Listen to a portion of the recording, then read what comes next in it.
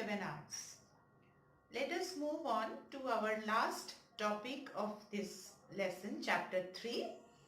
We are going to discuss about the comparison between the Mughal and the Ottoman empires during the medieval age. Now first we are going to start with the Mughal Empire. Mughal, this term is derived from the word Mongol. We all know that Mongolia is a Central Asian country. The Mongols were the Central Asian tribes, and the Mongols were very just like the Huns in the ancient age. The Mongolians during the medieval age were quite ferocious kind of tribe who used to invade the places and rendered plundering, looting, killing, etc. We come across two great Mongol leaders or rulers, one Genghis Khan and another one Tamerlane, and there was another one who was the ruler of China, Kublai Khan. But the Mughals, they were the descendants of Genghis Khan and Tamerlane or Temurlang, and the Mughal rule in India was started by the Mughal leader Babur, who was the ruler of a small kingdom, Fargana, in Central Asia. He was ousted or banished by the other tribal leaders after his father's death, and he was in search for a place to establish his own kingdom. And during that time in our country, in India, the Delhi Sultanate was going on, and the last Sultanate rule, that was the rule of the Lodhis, and Ibrahim Lodi was the ruler during that time, and people were not happy with Ibrahim Lodi's rule. In fact, his nobles were not happy with his rules, and Babur was famous for his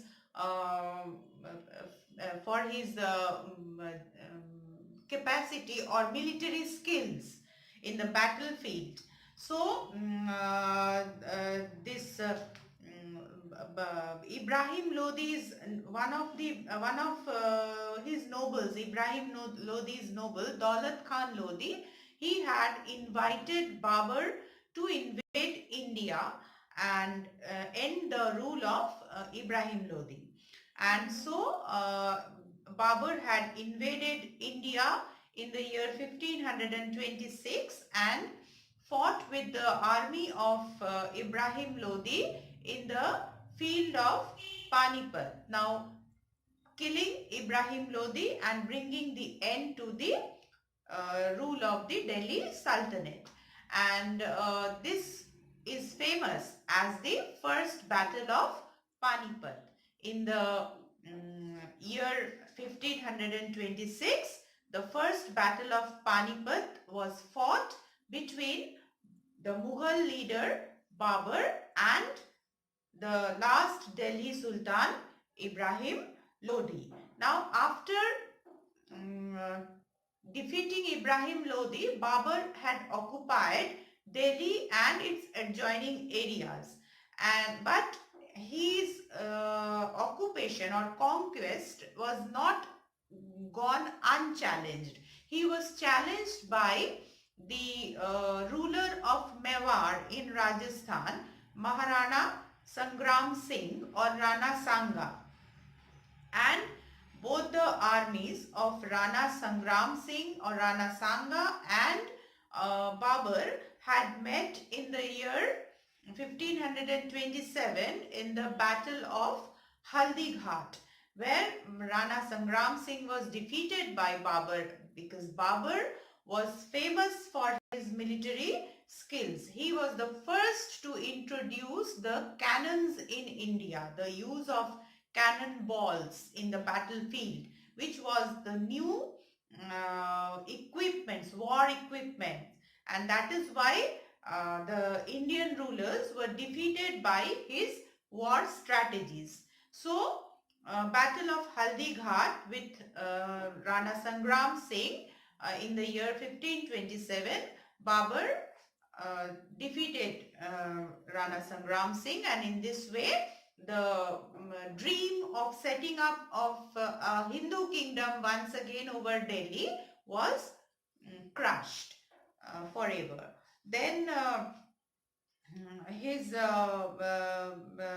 he next Babur had defeated the next challenge, that was the remaining Afghans who were challenging him in the Battle of Gogra in the year 1529, and thus he established the undisputed Mughal rule in India.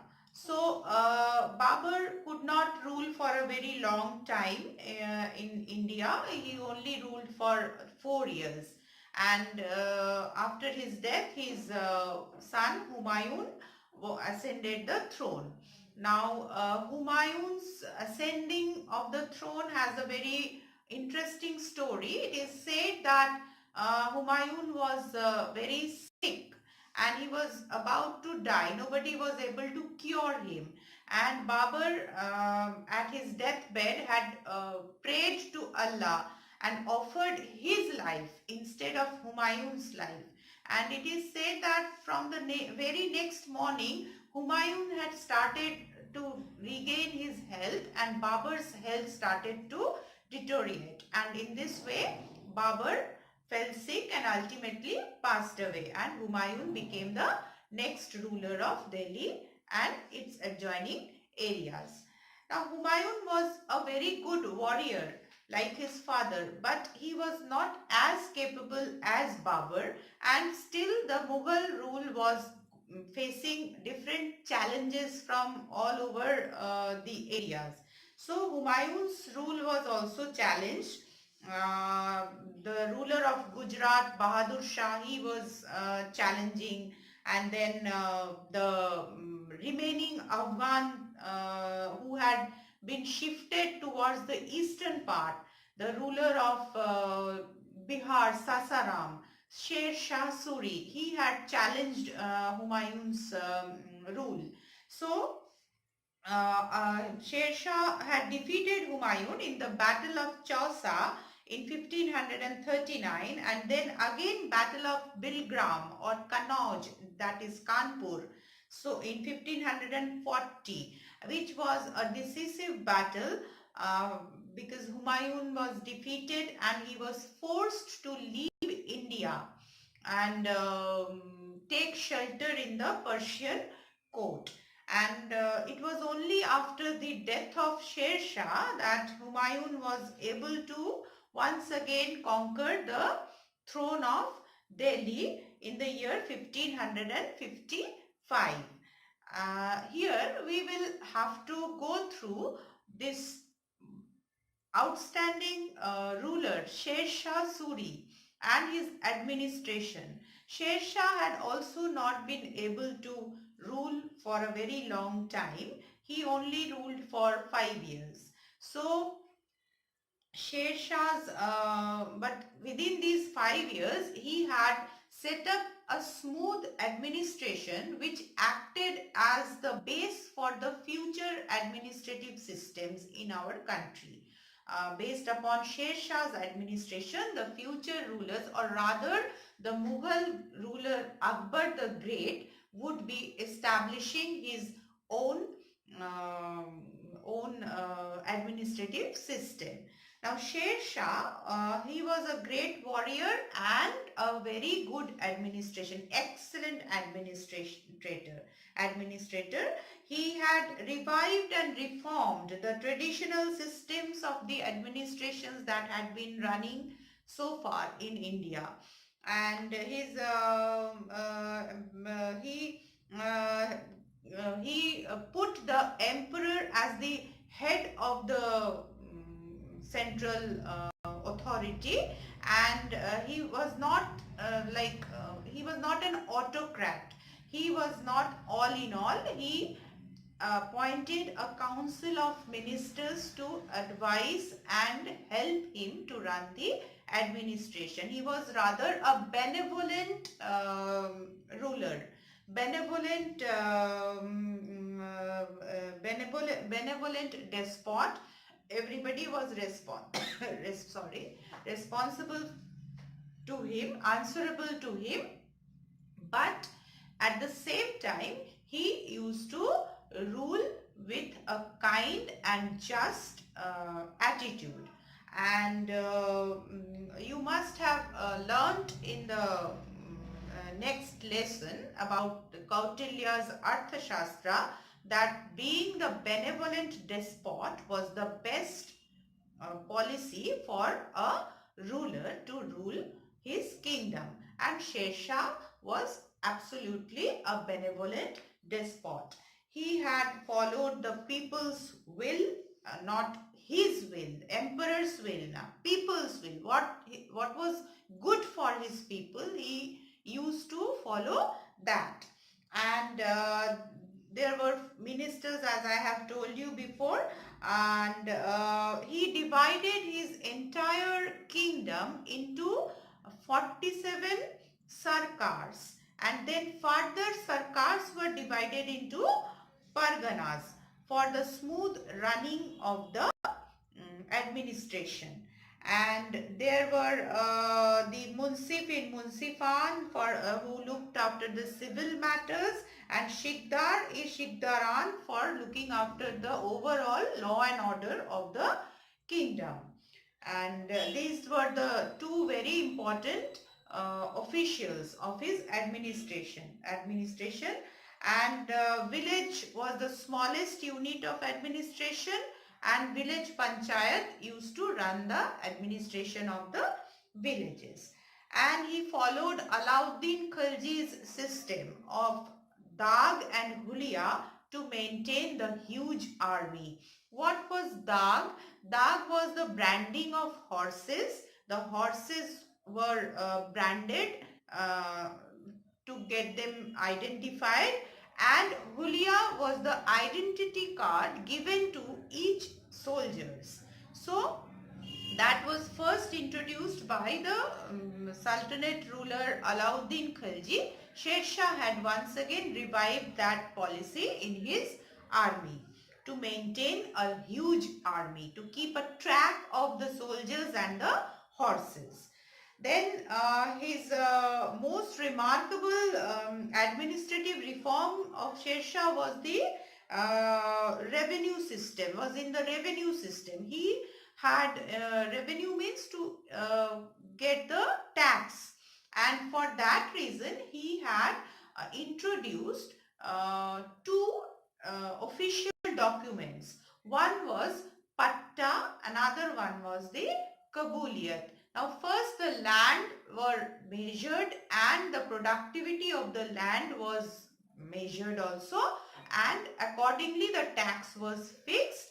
And then the state used to give a document to the farmers, patta, that is the title deed, enabling the farmer for that particular part of the land, and farmer in return used to give another document to the state, which was known as kabuliyat, or the deed of agreement, which in which the farmers agreed about his responsibilities towards his land, that land which was assigned to the farmer. So patta and kabuliyat was Sher Shah's most remarkable revenue reforms in order to gain more and more revenue. And then he had introduced the gold coins, which were known as rupee, and the copper coins known as dam, because he had abolished all the inferior quality of coins, and built many roads.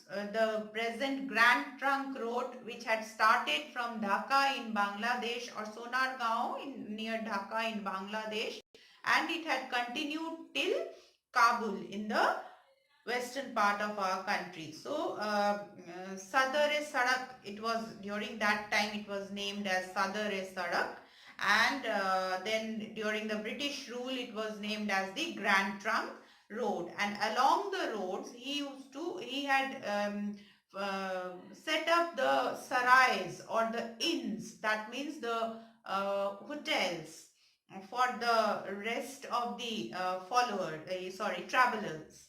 And then he was the first to introduce the postal system on horseback. Previously, the postman used to carry the letters on his back and used to run from one place to another on foot. But Sher Shah had introduced the postal system on horseback. He was first, and also introduced the system of large espionage for the efficient running of the administration. Espionage means the spy system. Okay, so these were the reforms of the Sher Shah's administrative system, and this is very important. You will be getting the points in the PDF. Please learn about them. Students, the important points of the Mughal Empire part 1 is noted down.